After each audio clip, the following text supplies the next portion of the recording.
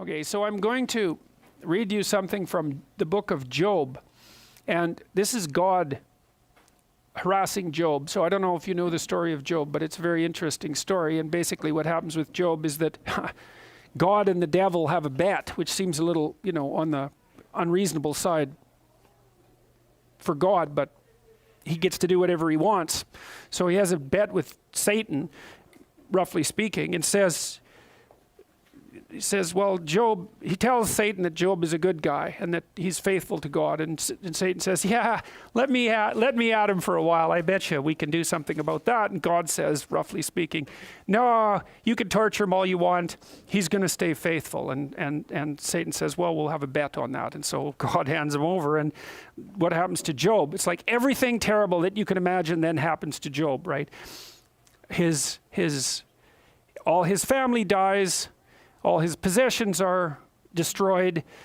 He gets a horrible skin disease, and so then he's sitting there by the fire, sort of scraping himself with bits of broken pots, and all his friends come around and tell him that the reason all this happened to him was because he deserved it. So it's perfect, right? It's like an ultimate suffering story. It's a precursor to the idea of the crucifix. That's one way of thinking about it. So, and Job has a chat with God and asks him, like Cain did, roughly, what's going on? And God attempts to, he's irritated that Job would even dare to question him. It's like he's God. He gets to do whatever he wants. It's a very strange book.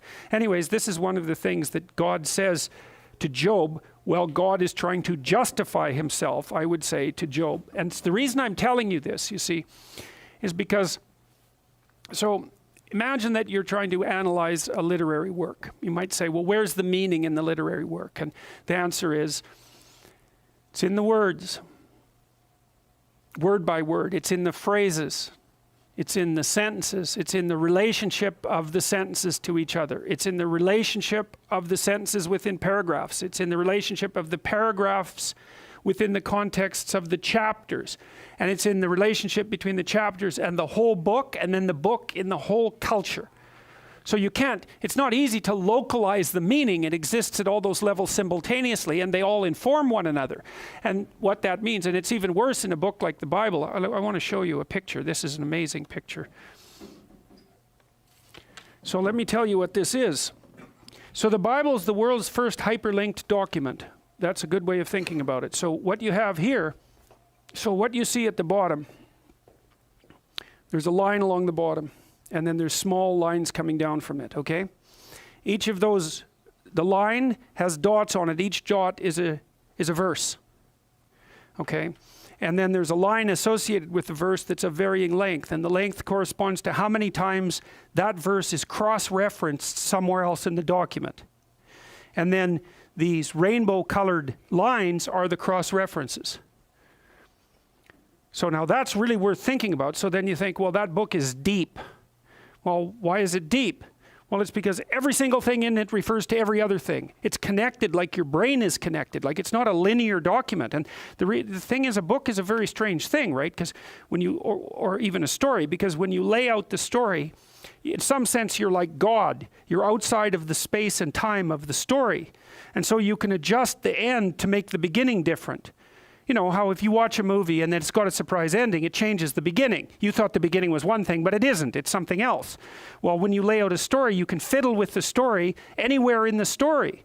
And so, and you can also make something that happens before dependent on something that happens after, which is very strange. And that's what's happened with the Bible, because people have worked on it, trying to synthesize it and make it coherent and make it make sense. And so they're continually connecting everything that's inside of it to everything else. And so you end up with a document map that looks like that. So now, so you think about that. Everything is connected to everything in that document. Not chaotically, but meaningfully, just like your brain is connected in a meaningful way. It's not everything isn't connected to everything. It's connected in a meaningful way. And then you think, well, what do the stories mean? And then the answer is, well, that's a hard question, because all of them are connected with each other. And then there's all these different levels of analysis. And so you can pull out meanings at one level of analysis that aren't self-evident at another level of analysis.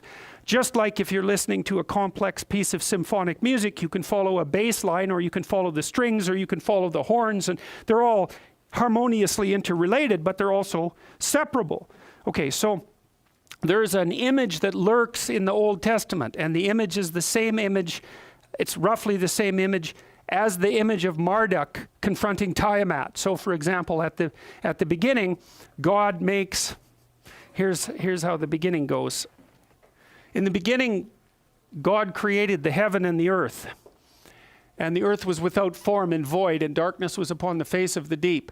And the Spirit of God moved upon the face of the waters. And God said, let there be light, and there was light. Okay, so we got to look at the first few lines here. So this is God justifying himself to Job. He says, can you pull in Leviathan with a fishhook, or tie down its tongue with a rope? Can you put a cord through its nose, or pierce its jaw with a hook? Will it keep you begging for mercy? Will it speak to you with gentle words? Will it make an agreement with you for you to take it as your slave for life?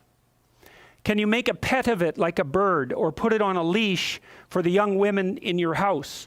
Will traders barter for it? Will they divide it up among the merchants? Can you fill its hide with harpoons, or its head with fishing spears? If you lay a hand on it, you will remember the struggle and never do it again. Any hope of subduing it is false. The mere sight of it is overpowering. No one is fierce enough to rouse it. Who is then able to stand against me? Who has a claim against me that I must pay? Everything under heaven belongs to me. More computer trouble. Oh, there we go. I will not fail to speak of Leviathan's limbs, its strength and its graceful form. Who can strip off its outer coat? Who can penetrate its double coat of armor? Who dares open the doors of its mouth, ringed about with fearsome teeth? Its back has rows of shields tightly sealed together. Each is so close to the next that no air can pass between. They are joined fast to one another. They cling together and cannot be parted. Its snorting throws out flashes of light. Its eyes are like the rays of dawn. Flames stream from its mouth. Sparks of fire shoot out. Smoke pours from its nostrils as from a boiling pot over burning reeds. Its breath sets coals ablaze, and flames dart from its mouth. Strength resides in its neck. Dismay goes before it. The folds of its flesh are tightly joined. They are firm and immovable. Its chest is as hard as rock, hard as a lower millstone. When it rises up, the mighty are terrified. They retreat before its thrashing. The sword that reaches it has no effect, nor does the spear or the dart or the javelin. Iron it treats like straw, and bronze like a rotten wood. Arrows do not make it flee. Sling stones are like chaff to it. A club seems to it but a piece of straw. It laughs at the rattling of the lance. Its undersides are jagged potsherds, leaving a trail in the mud like a threshing sledge. It makes the depths churn like a boiling cauldron, and stees up the sea like a pot of ointment. It leaves a glistening wake behind it. One would think the deep had white hair. Nothing on earth is its equal, a creature without fear. It looks down on all that are haughty and is king over all that are proud. Well, so what's God doing? He's describing what he defeated in order to create the world. That's Marduk and Tiamat. Okay, so that's one reference like that. All right, so now another reference like that. This is from Psalms 74.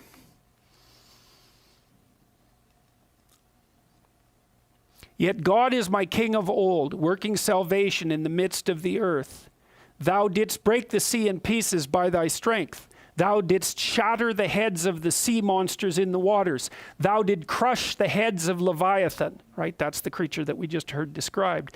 Thou gavest him to be food to the folk inhabiting the wilderness. Now you remember, so when Marduk defeats Tiamat, he cuts her into pieces and makes the world out of her pieces. And here what's happening is that the force that encounters the Leviathan is able to break it into pieces and feed everyone with it. Now, the reason I'm telling you that in relationship to this is because, and the earth was without form and void, and darkness was upon the face of the deep. Let me tell you a little bit about that, those lines.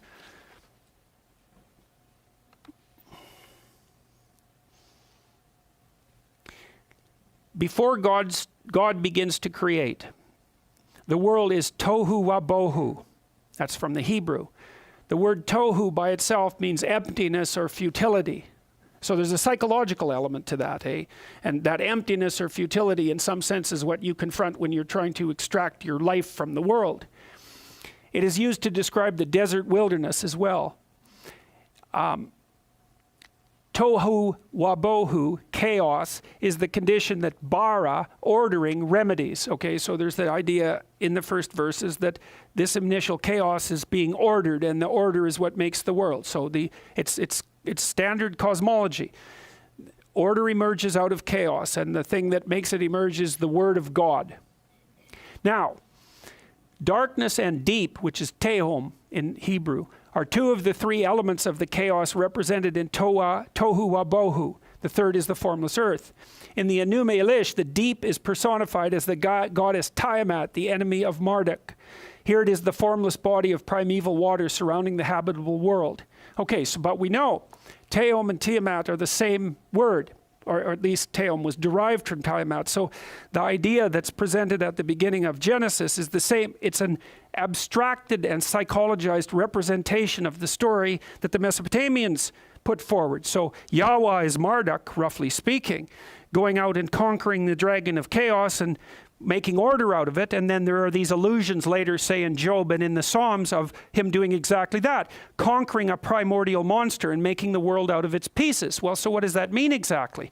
Well, it means that the highest ordering principle is the spirit that goes out into the darkness or the deep, that encounters the dragon of chaos, because obviously Leviathan is a dragon, and defeats it and feeds the people as a consequence. Well, we are hunting creatures after all, and in order to establish our place in the world, we had to go out there and conquer the dragons of the wilderness. You might wonder, why does a dragon breathe fire?